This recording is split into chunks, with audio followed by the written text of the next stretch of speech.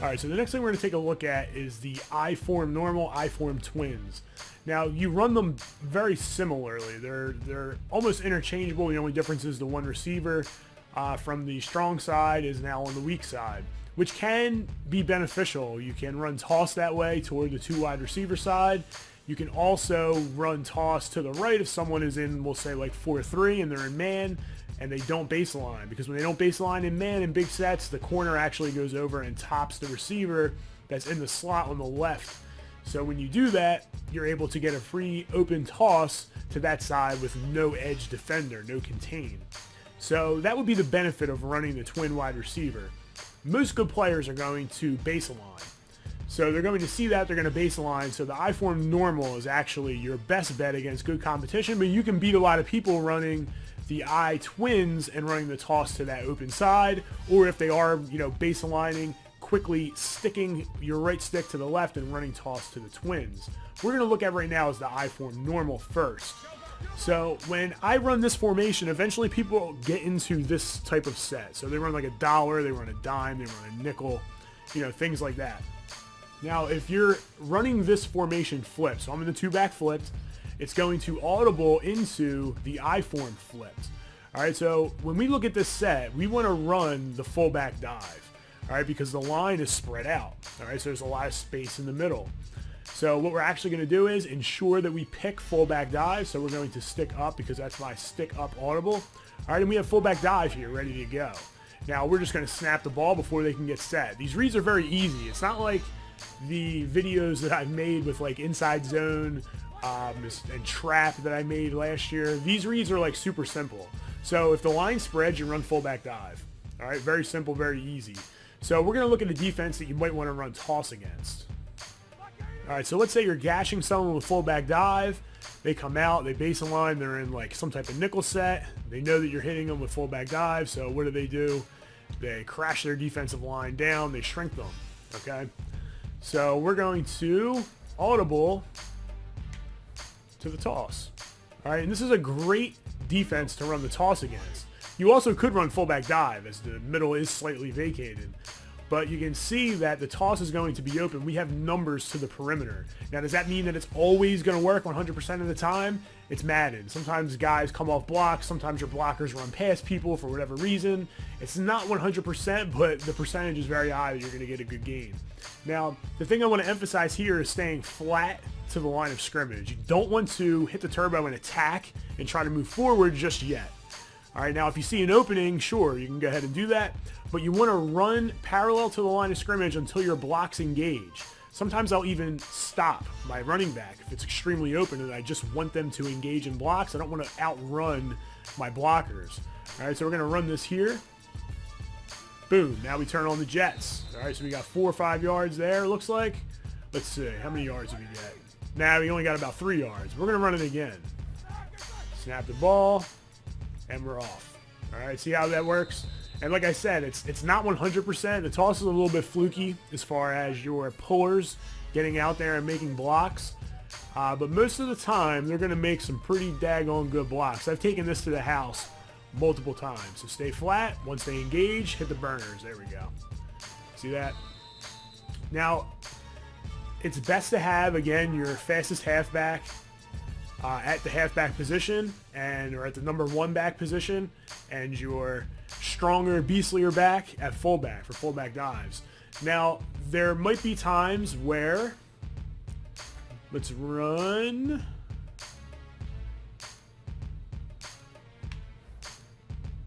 the blast. All right, so there may be times where you're gashing this dude, so he decides he's going to run his nickel flipped.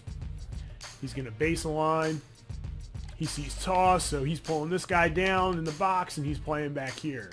This will be typically what you might see as far as adjustments to your toss, and that's why the blast is here.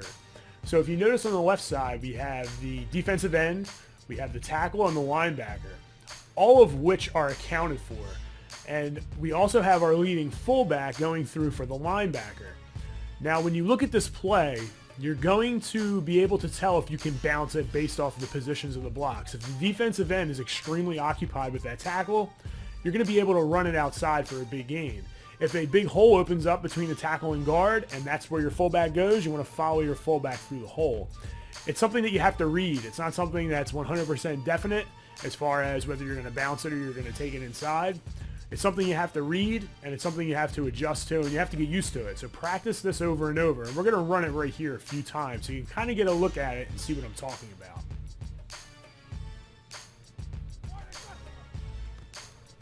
So right there, we saw that the outside opened up, and we just took it right outside for a big gain.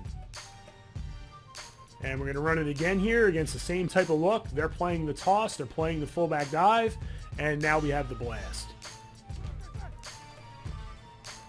All right, this time again, we're able to take it outside for a big gain. So basically what you want to do is ensure that the defense has to play some type of balanced defense. You don't want the defense to cater to the fullback dive and the toss at the same time. So that's what the blast is there for. And the defense can account for the toss and the fullback dive by shifting their line to the right or to the strong side where you are tossing, and just leaving their linebackers to play their positions as far as gap control is concerned. So being able to keep them honest with the blast is extremely important when running the I form. All right, so the next thing we're going to take a look at are the passes in I form. And your opponent is probably going to be in some type of blitzing defense because they're trying to stop the run, and they're going to be frustrated. And this right here is the seam 678, and it works best from the right hash. If you're on the left hash, you can flip it, but you still can run it from the left hash. It's just that the flat will be open early and the corner ball late. Whereas here will be the corner ball will be open a little bit more early, and the fullback route won't really be all that open all that much from the right hash. But this is basically a sail concept. It's the same type of thing that we ran from the two back.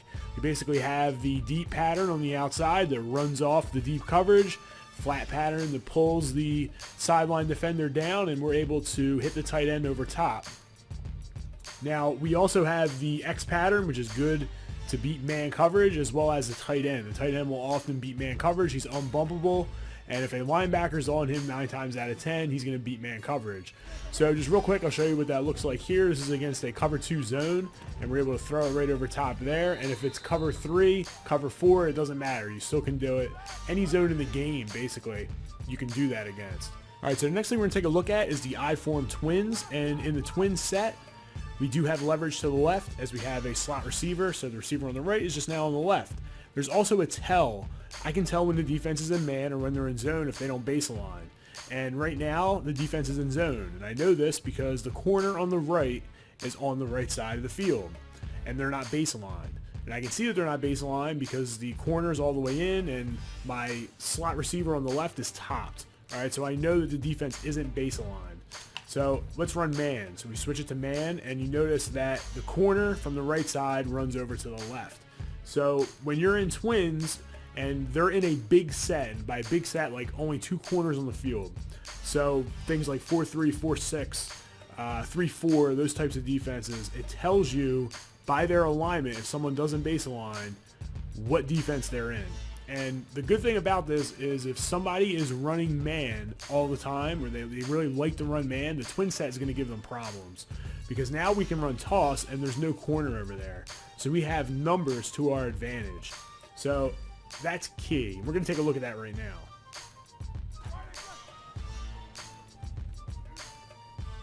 So as you see, it's very easy to get to the outside. As we have numbers, we just stay patient.